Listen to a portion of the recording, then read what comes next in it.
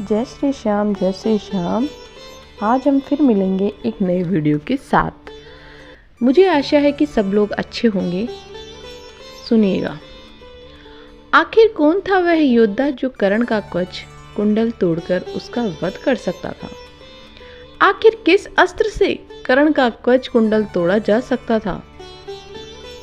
अमृत से निर्मित कर्ण के कवच और कुंडल अगर जिन्हें कर्ण धारण कर रहे रहते तो शायद उनकी मृत्यु असंभव थी।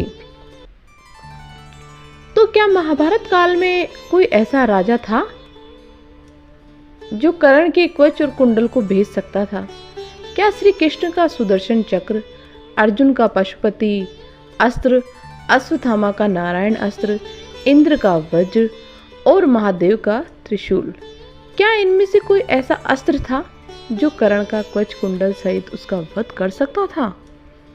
कर्ण के कवच कुंडल बहुत ही शक्तिशाली थे। कहते हैं कर्ण के कवच कुंडल अमृत से निर्मित थे, जिन्हें केवल दिव्यास्त्र से ही निराश किया जा सकता था, और यह कवच कुंडल कर्ण को महारथी बनाते थे। कहते हैं कवच कोई भी अस्त्र शस्त्र से कर्ण की सुरक्षा करता था, तो वही कुंडल कर्ण के अंदर फुर्ती और तेजी बढ़ते थे, जिस वजह से वह हमेशा फुर्तीमान रहते थे और बिना थके कई दिनों तक युद्ध करने की काबिलियत उनमें थी। यहाँ तक कि वेदव्यास जी ने महाभारत में कर्ण को एक युवा योद्धा के रूप में दर्शाया है, क्योंकि हर समय उनके पास कवच और कुंडल थे जो उन्हें अत्यधिक शक्तिशाली बनाते थे, ऊर्जा देते रहते थे। महाभारत के वन पर्व अध्याय 300 के अनुसार भगवान सूर्य ने पुत्र स्नेह वर्ष सपने में आकर कर्ण को दर्शन दिए थे।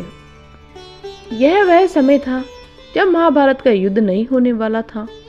उस समय उन्होंने सपने में ब्राह्मण का रूप धारण कर रखा था। वह बोले, हे कर्ण, देवराज इंद्र पांडवों की इच्छा से तुम्हारे कवच और कुंडल लेने के लिए तुम्हारे पास आएंगे। तुम्हारी दानशीलता का उन्हें ज्ञान है। संपूर्ण जगत को तुम्हारे इस नियम का पता है। सत्पुरुष के मामले में तुम अपनी सर्वोत्तम वस्तु भी दे देते हो, किसी को खाली हाथ नहीं जाने देते थे। इसलिए उनके मांगने पर अपने कवच और कुंडल उन्हें मत देना, क्योंकि अगर तुम अपने जन्म के साथ उत्पन्न कवच कुंडल को उन्हें दे दोगे तो तुम्हारी आयु क्षीण हो जाएगी और तुम मृत्यु के अधीन हो जाओगे। तुम अपने कवच कुंडल से संयुक्त होने पर रण में शत्रुओं के लिए अवध्य बने रहोगे। मेरी इस बात को समझो कर्ण, यह कवच और कुंडल अमृत से उत्पन्न हुए हैं। यदि तुम्हें अपना जीवन प्रिय है तो इन कवच कुंडल की सुरक्षा अवश्य करनी चाहिए। तुम सदा अर्जुन से प्रतिस्पर्धा करते रहो तथा सूरवीर अर्जुन तुमसे युद्ध में अवश्य भिड़ेगा। यदि तुम इन कवच और कुंडल को धारण करोगे तो अर्जुन तुमसे युद्ध में कदापि नहीं जीत सकता, भले ही साक्षात इंद्र भी उनकी सहायता करने के लिए आ जाए।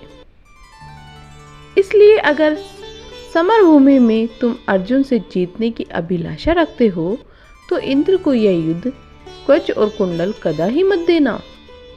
सूर्य देव के अनुसार कवच कुंडल कर्म के पास होने के कारण की मृत्यु होना संभव नहीं था, और कवच और कुंडल छीन जाने पर कर्ण की मृत्यु निश्चित थी।